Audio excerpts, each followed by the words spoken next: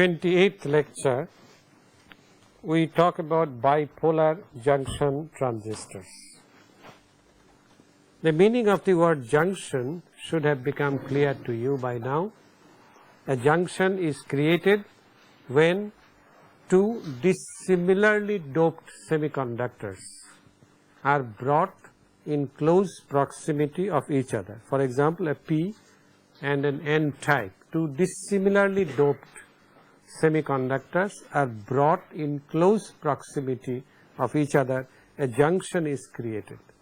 The meaning of the word bipolar implies, the word bipolar implies that there is something called unipolar. Well, in a bipolar transistor, the carriers, the current carriers pass through regions of dissimilar impurities. That is, carriers pass through P as well as N type of material, whereas there are unipolar transistors in which the current carriers, the electrons and holes, pass through only one type of material. All right, we shall not consider such transistors in this course. Such transistors in which the adjective is unipolar instead of bipolar are also known as field effect transistors, FETs. We shall not consider such transistors in this course. We will consider only bipolar because of their many advantages. Bipolar means that the current carriers have to pass through impurities, pass through materials of different characteristics, P type as well as N type. Now comes the word transistor. The word transistor was coined from a transferred resistor, where you delete this portion, then you get transistor. Transistor actually is an abbreviation for transferred resistor. And to understand why it is called a transferred resistor,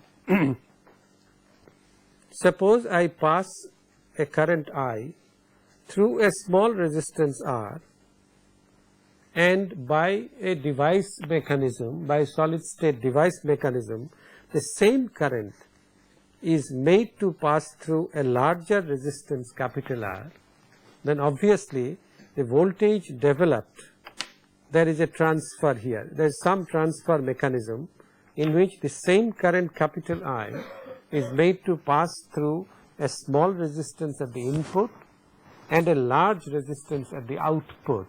All right, output, that means it is basically at least a two port, at least a two port.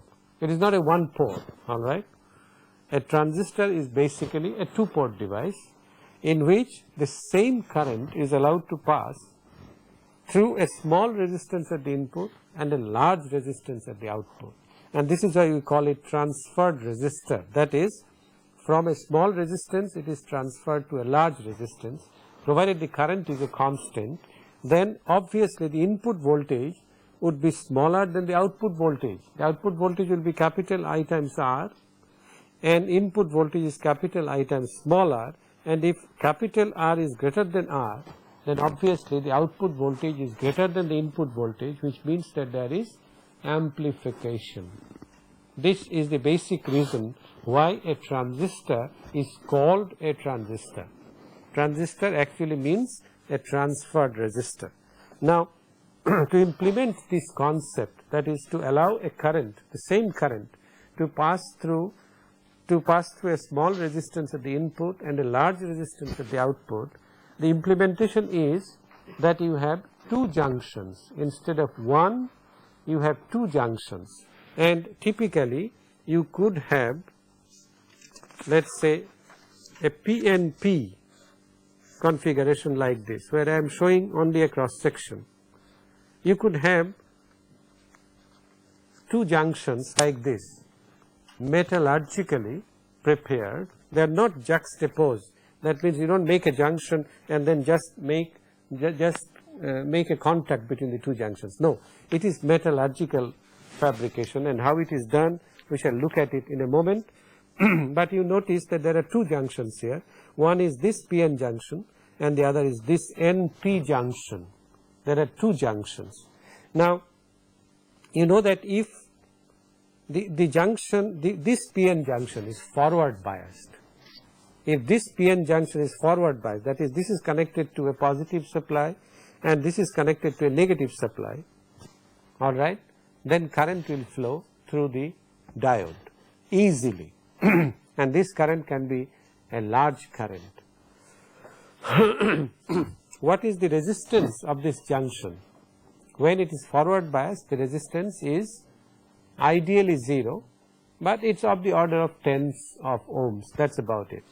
On the other hand, if this same current, the current that flows through this junction, let us say capital I, if the same current is forced to pass into the other P region, if this same current is forced to pass into the other region and this junction is reverse biased, in other words, this N is positive and this P is negative, all right.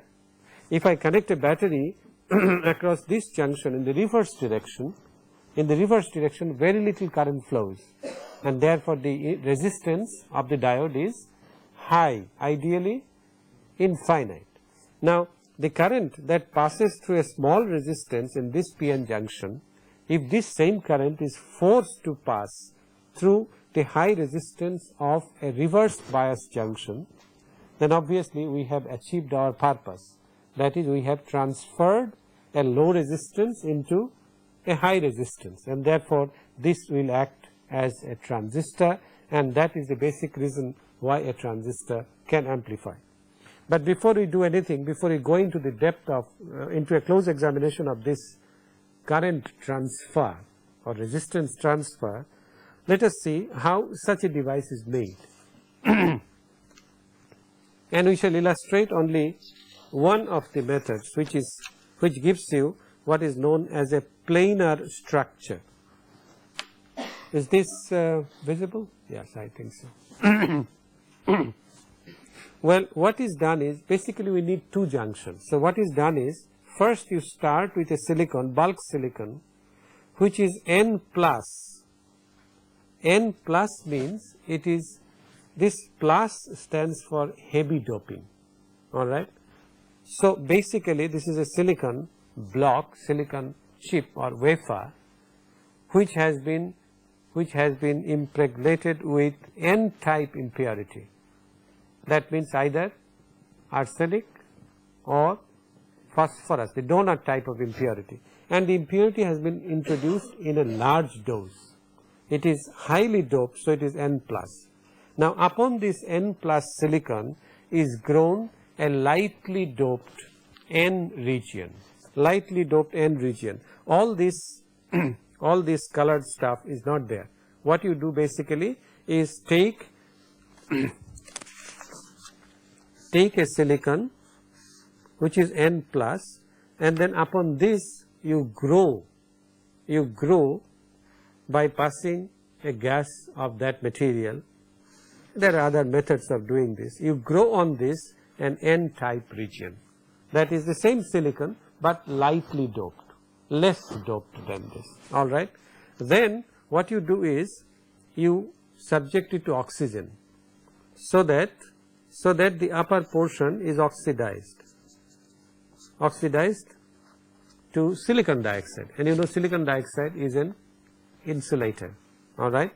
Then you make selective etching, that means you make a mask with a window. You make a mask with a window and pass chlorine or some other etching agent so that this dioxide disappears, all right, the silicon dioxide disappears, and you allow a gas of, let us say, boron to pass. Then this boron will not affect this portion of the N type region. What it will do is it will diffuse inside the N region and create what? A P region, all right, create a P region. Then what you do is you oxidize again. You oxidize again and then make another window. All right. So what we have is on N, no, I'm sorry, on P, you have grown silicon dioxide and you have removed a part. All right. Then you pass a phosphorus gas, for example, so that what you do is you make another N region. So there is an N, there is a P, and then N and N plus, from which, well, let's look at this now. You have an N plus, then you grew an N, and by selective diffusion you grew a P type material. By another selective diffusion you made another N type material, and then you make metal contacts, gold or aluminum. Gold is the preferred one, you can also use aluminum. Now contact is here, one contact is here, that is below the substrate, that is a metal, and this terminal you call collector. Then one contact is here, that is this P type material. Well, the contact is, it could be circular, it could be rectangular, depending on the geometry of the wafer. So the contact is here, this is called a base contact, and the third one is this black region is also a metal deposition, that is, it is a contact with the N region, and this is called the emitter. All right. There are three terminals, emitter, base and collector, and in a simple diagrammatic representation we shall simply represent it by means of a block like this. We have N type, P type and N type. Then we have taken contacts like this, we have taken a contact like this and a contact like this. Okay. This is my emitter, this is base, this is collector. What is the use of N plus? Okay. N plus is almost like a metal. All right. N plus is almost like a metal, heavily doped semiconductor, and therefore its conductivity is very large, and therefore it behaves almost like a metal, and then it allows a metal deposition very easily. You see, whenever two dissimilar materials come in contact, there is a contact potential. All right.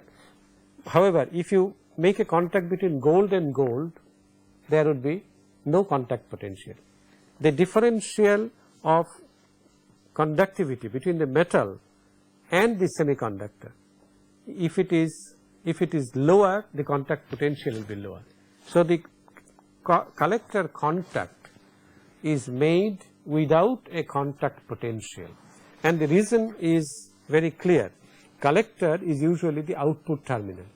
The collector is to handle large currents, and therefore it is necessary that the collector contact be as perfect as possible, and it should be able to collect current, and this collect carriers. This is why it is called a collector. So the collector is usually N plus and then a metal contact.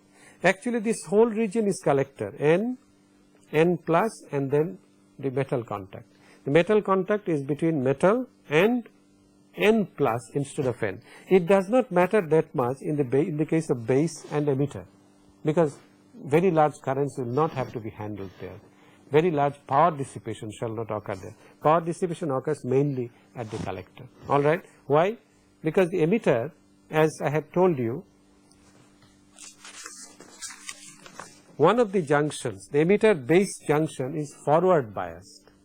All right. And therefore a large current may pass, but at low voltage. So the product of voltage and current is low. All right. Whereas the collector base is reverse biased, that is a high voltage, and a large current passes. So the collector contact has to be as good as possible to be able to dissipate power.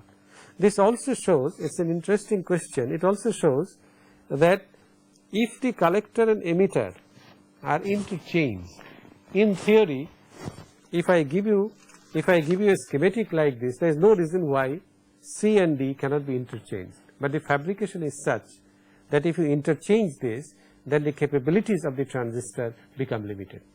The power handling capabilities become limited. and therefore a transistor, in a transistor the collector is identified by means of a dot. If you see in the laboratory, the collector is identified, and the identified collector is to be used as a collector. If you use it in the inverse mode, that is emitter as collector and collector as emitter, the efficiency of the device becomes limited. Anyway, so you understand how it is fabricated. Such a transistor is schematically represented as a base and then a vertical line. This is collector and this is emitter.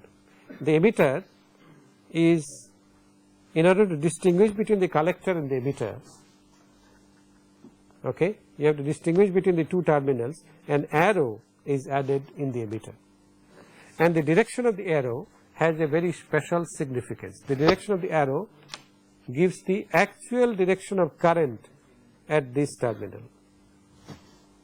The emitter current shall be in this direction. It gives the actual direction of the current, all right, and this shows that this is NPN.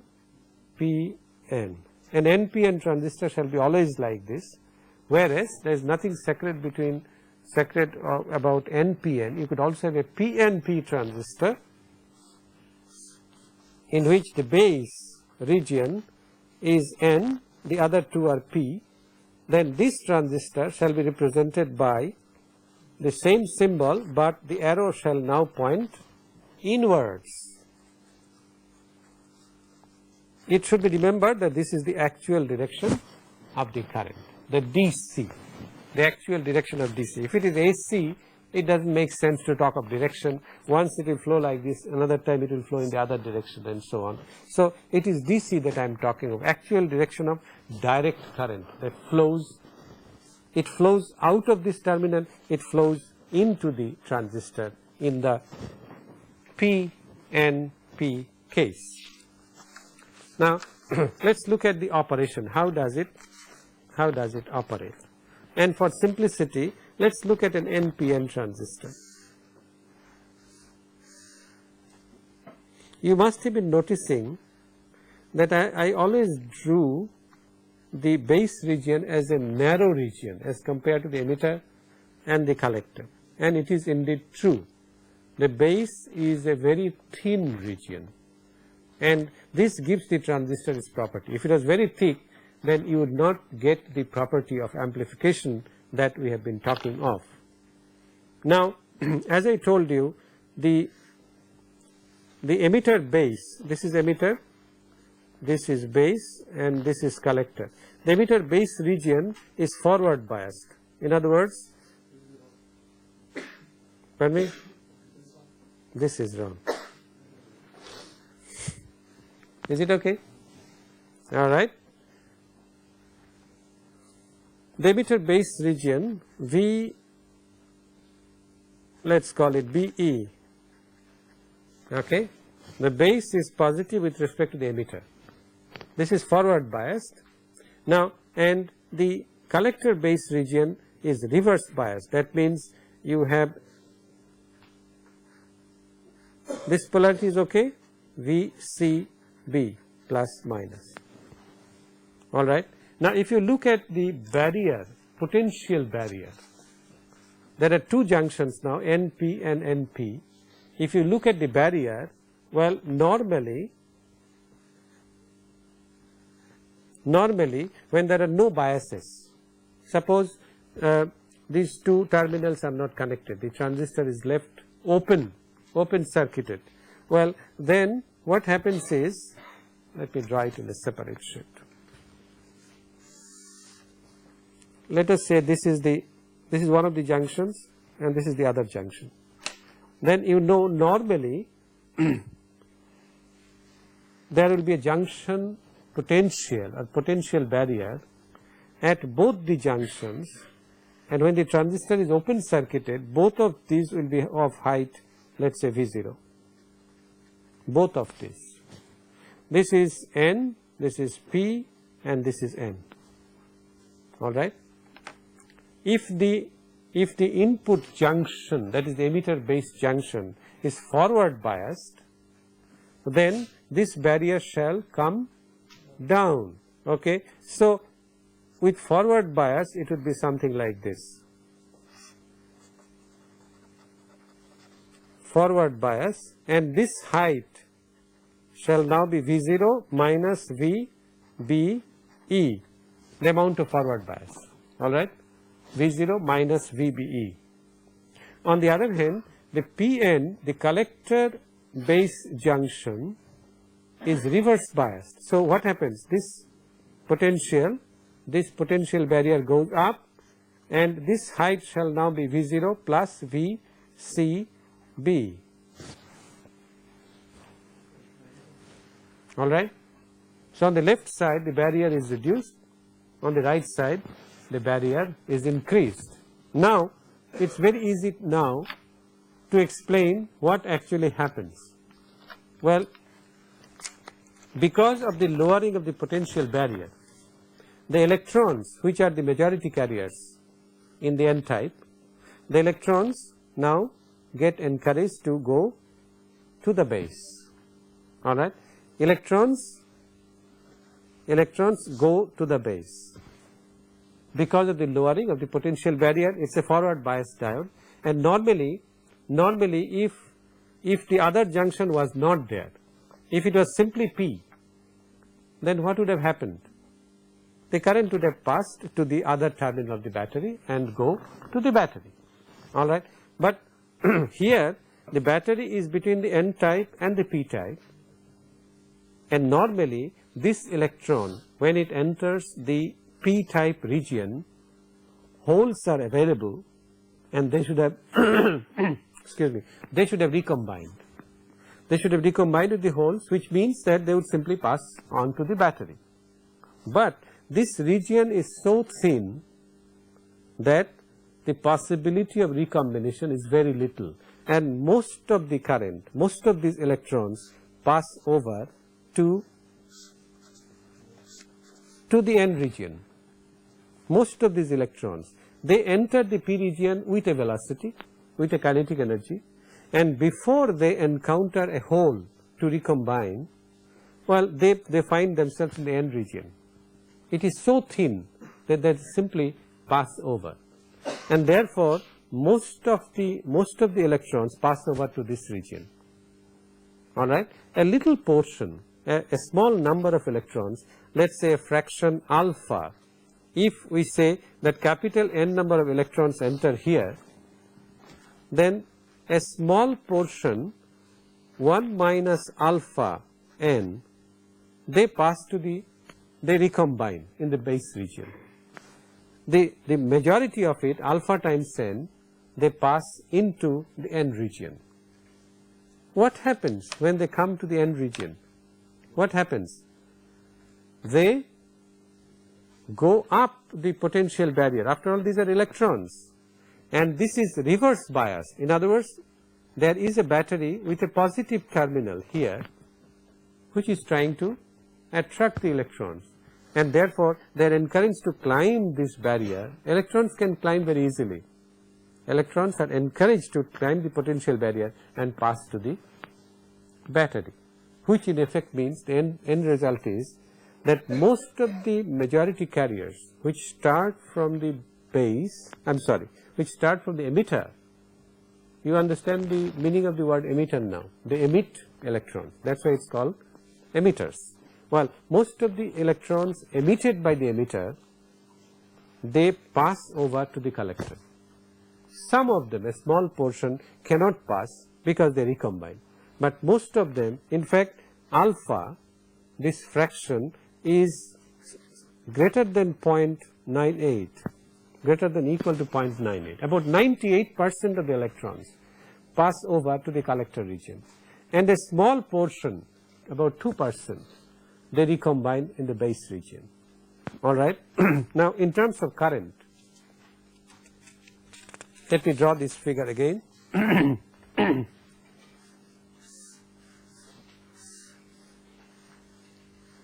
This is P, N, N. This is the emitter region. Emitter base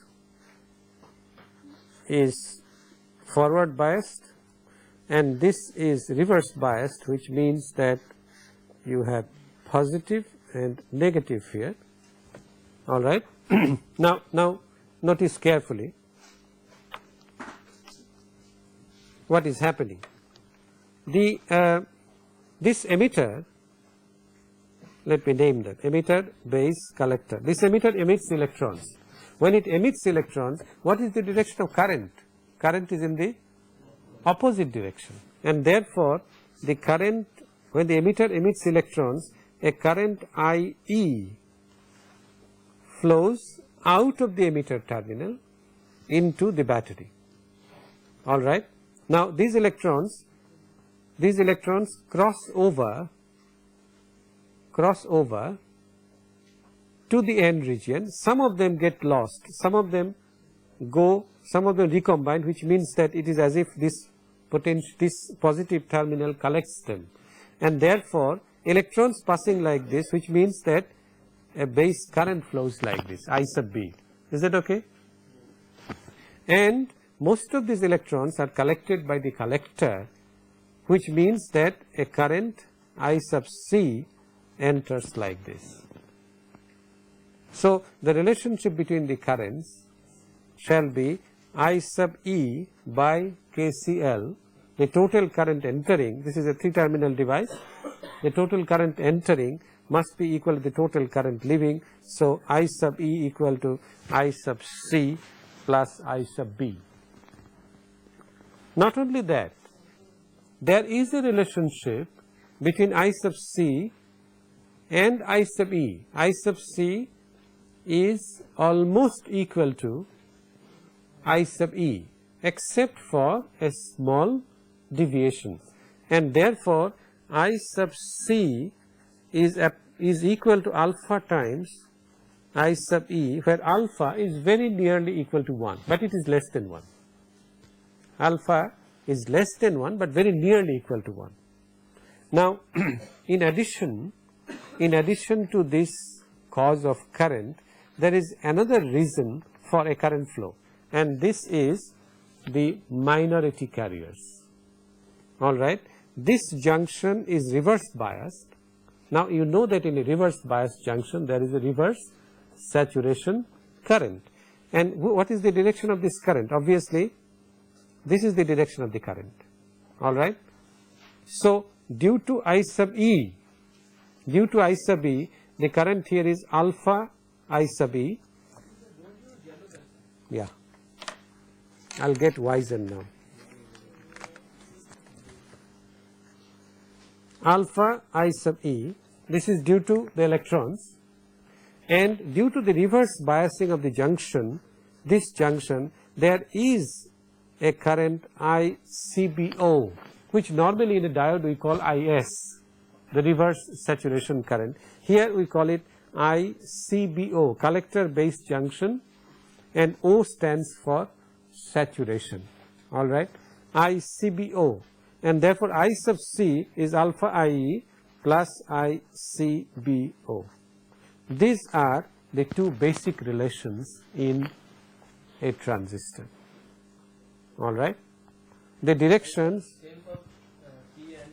I'm coming to that. The directions have to be done carefully. That's why I first took the complicated case where the direction of the current and the direction of the majority carrier flow are opposite to each other. In a PNP it's much simpler. In a PNP transistor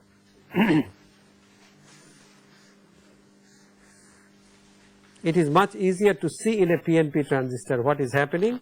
We have, this is positive and this is negative, and this is positive and this is negative. Therefore, the current that enters now in the emitter region, i.e. it enters because the emitter region emits holes, not electrons. All right. So the carrier, the direction of flow of carrier is the same as the direction of the current. I sub E enters here, and alpha, well, let's see, I sub E enters here, a fraction of it goes to the base, 1 minus alpha IE, and the other fraction goes into the collector, which is alpha IE. In addition there is a current, which direction now? Same, that is I sub CBO, alright. So you can also now write a relationship for the base current. This is also obvious now. It is obvious that I sub C is equal to alpha IE plus I CBO, I sub E equal to I sub C plus I sub B, as in the NPN transistor. There is a third relationship which is obvious, that is I sub B should be equal to, yes,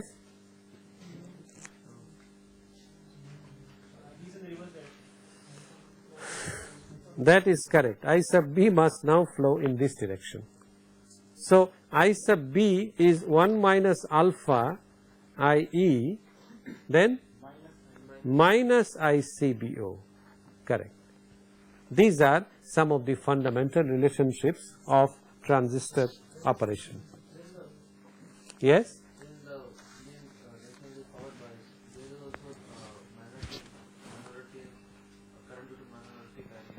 Here in this? Yeah, there is current due to minority carriers.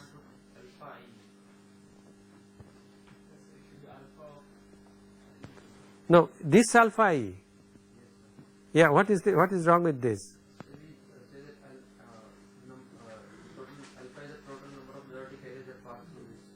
No, alpha is not the total number, alpha is the fraction of the minority carriers. Well, these are minority carriers here. I am sorry, these are majority carriers here, minority here, then they become majority carriers here.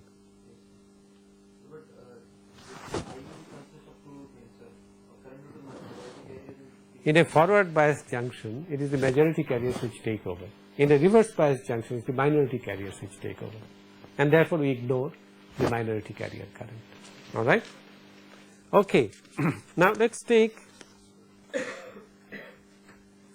take a transistor now symbolically. Alright? Let us take a transistor in which, well, you know, this is the symbol for a transistor, an NPN transistor. Depending on the common terminal between the input and the output, there are three kinds of configurations. These are called common base, common emitter, and common collector. Well, a common base transistor is like this. It is simply a reorientation of the terminals. That is, you apply your input. What kind of a transistor is this? NPN, not PNP. The arrow goes out. Okay. So the base is common between the input and the output, and therefore this is called common base, whereas this is the common emitter connection. Input is between base and emitter, output is between collector and emitter, and similarly you could have a common collector amplifier where the input is between base and collector and the output is between emitter and collector. This is the collector. This is called CC, common collector. This is CB, common base, and this is common emitter, CE connection. And the characteristics, the DC characteristics, the AC characteristics, the amplification characteristics, the switching characteristics, all of them differ depending on the configuration. And I must also point out that this is the most commonly used configuration, the common emitter, for its advantages. Let us look at these characteristics one by one. The common base, for example. The common base is, this is collector, emitter, and this is the base. Now obviously, in order to draw the DC characteristics, it is not a one port now.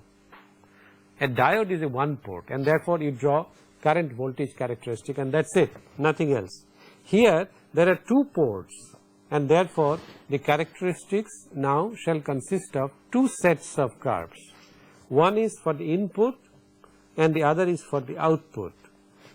However, you must consider the interaction between input and output. In other words, suppose you indicate this voltage, what should be normally the polarity of this voltage? E shall be negative and this shall be positive. So, VBE we call it, this is B, VBE, B is positive, E is negative. What about this polarity? V collector would be positive and this would be negative, so we call it VCB. C is the positive terminal and B is the negative terminal. What about the current? This current shall go out. Now note the nomenclature. We are using small I and the subscript is capital E. This terminology shall stand for the total current. Total current. Now let me introduce this terminology right away. When I say total emitter current, I use this.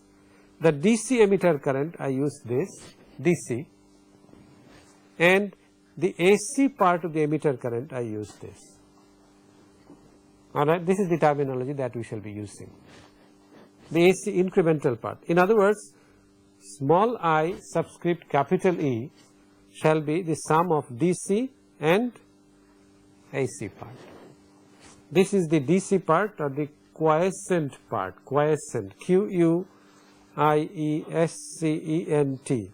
This has a special meaning in the case of a device like this. Quiescent means in absence of any signal, in absence of an AC, if small I-E is equal to 0, then it is I capital I sub capital E, alright. The small I sub small e is the AC or the incremental part. This is the signal part. This is the part that we use to amplify, alright. Okay. Besides terminology, the current in the collector shall flow like this and we call this I sub capital C. Obviously, the input characteristic shall be the characteristic of IE with variation of VBE. But then what is the effect of VCB? This also should have an effect. VCB should have an effect because the two junctions are in close proximity of each other. It is found that if VCB is very low, then the diode current, you understand that this is simply a diode, it is a base emitter junction diode, and therefore the characteristic should have been simply this. If I plot IE versus VBE, the characteristic should be like this, alright. Now VCB does have an effect. If VCB increases, well, the diode current increase, but there is a small variation. This is the direction in which VCB increases, alright. There is a small effect of VCB on the input diode characteristic. The input is obviously a diode, IE versus B versus VBE. The output characteristic is now extremely important. The output characteristic, that is IC versus VCB, alright, this is influenced tremendously by the emitter current. Why? Because majority of IC, most part of IC consists of a contribution due to IE. It is alpha times IE. There is a small contribution due to the reverse saturation current, that is, you know that I sub C is equal to alpha times I sub E plus I C B O. In other words, if I plot, now you also notice that this characteristic is independent of V C B. Okay, I sub C is independent of VCB, and therefore, if I plot this versus VCB I sub c, it should be a straight line parallel to the VCB axis. It is only determined by the emitter current IE and I sub CBO.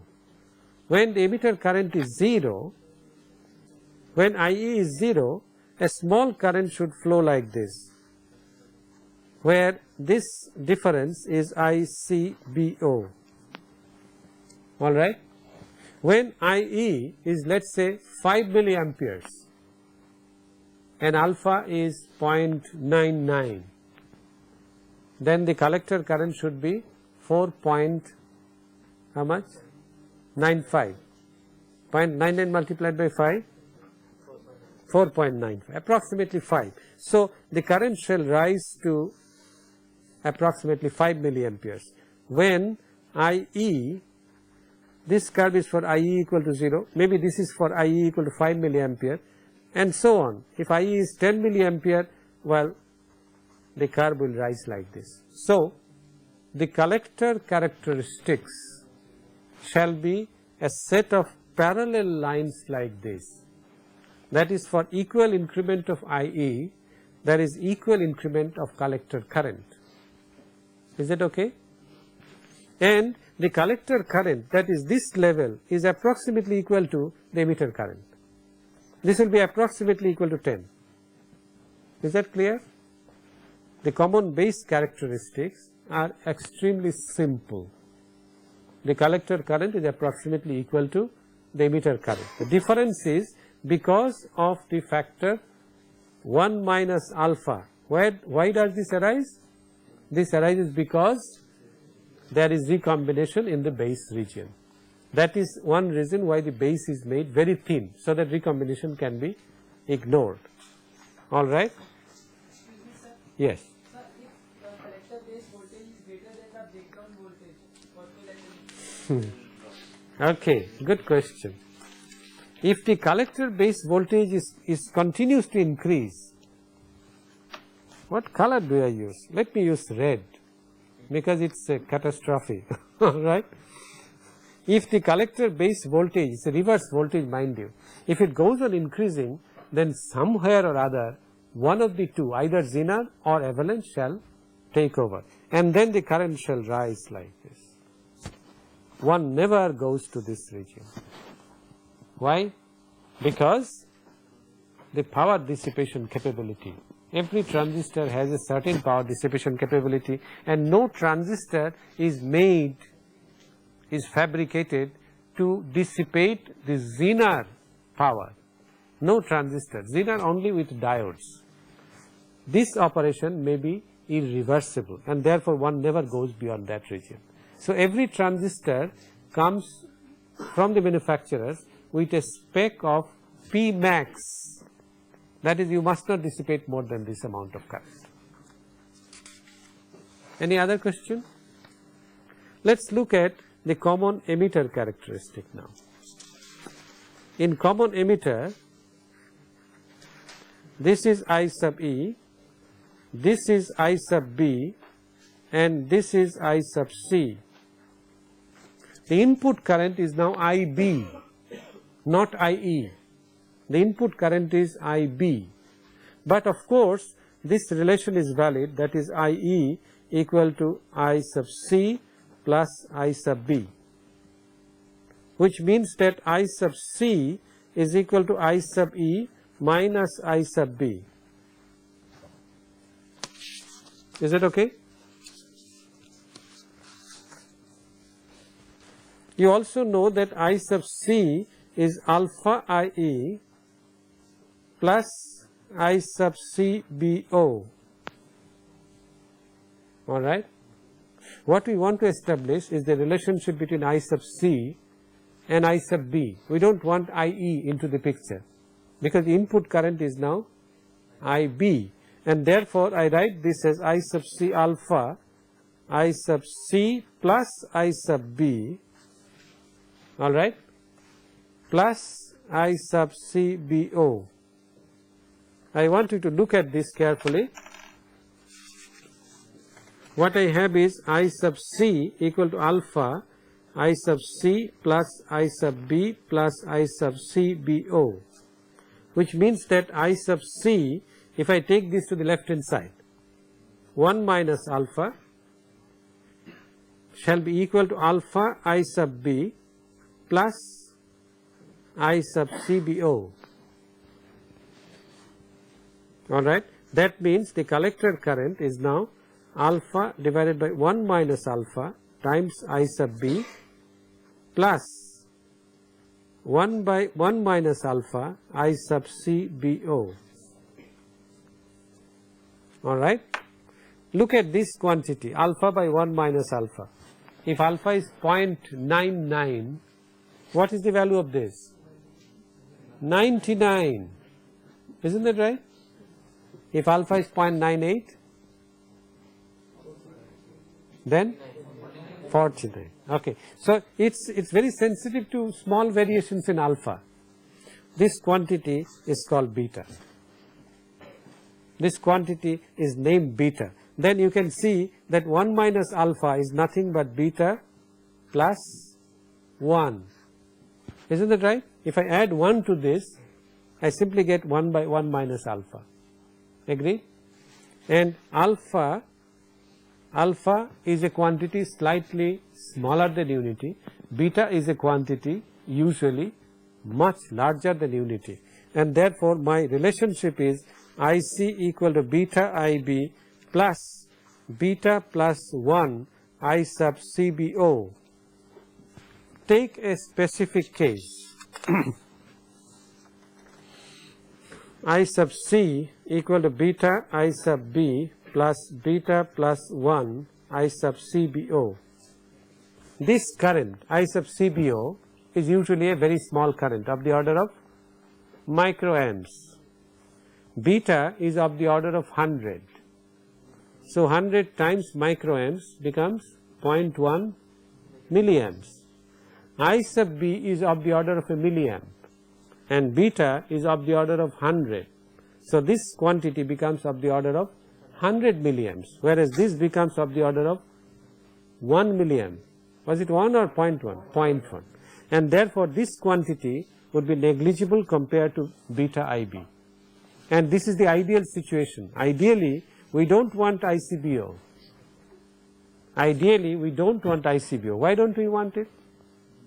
Because ICBO is a function of temperature. This is one of the reasons. And the other reason is it does not change with IB. That is, if I inject a signal at the base, this quantity remains a constant. Nevertheless, this quantity is much less, I beg your pardon. The first quantity is much greater than the second quantity.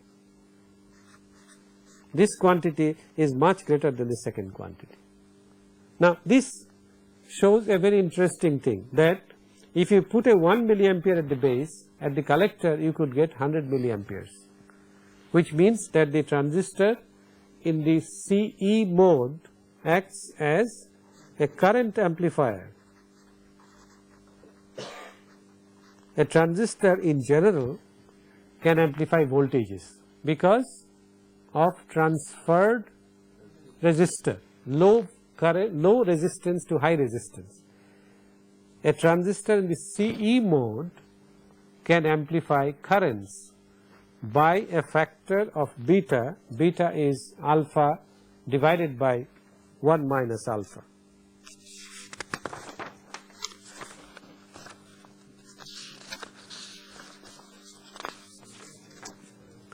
I want you to look at this figure before we disperse. I have shown here a common emitter. Is the figure all right? I have shown here a common emitter connection. Collector, emitter, base. And to the collector is connected a positive supply, VCC. It's a positive supply. There is a resistance RL here. And the current I sub C obviously is limited by RL. Alright, RL will have an effect on the current I sub C. In fact, VCE, this voltage is equal to VCC minus the drop in RL, which is IC times RL, alright. On the other hand, a current I sub B enters here, and you can see that it contains two parts. One is the DC part or the quiescent part, and the other is the signal part, small I sub small b, okay. And it is this current I sub C or this voltage VCE which varies in accordance with I sub B. This characteristic shows this more clearly. This is the line which gives a plot of VCE equal to VCC minus I sub C RL. It is superimposed on the characteristic curves, and the intersection of this with the quiescent condition, that is IB equal to capital I sub capital B, gives the operating point Q. And Q, the symbol Q, no longer for quality. Q is quality in resonance circuit. This Q is for quiescent point. It is from here that we will start our next lecture after the mid-semester break.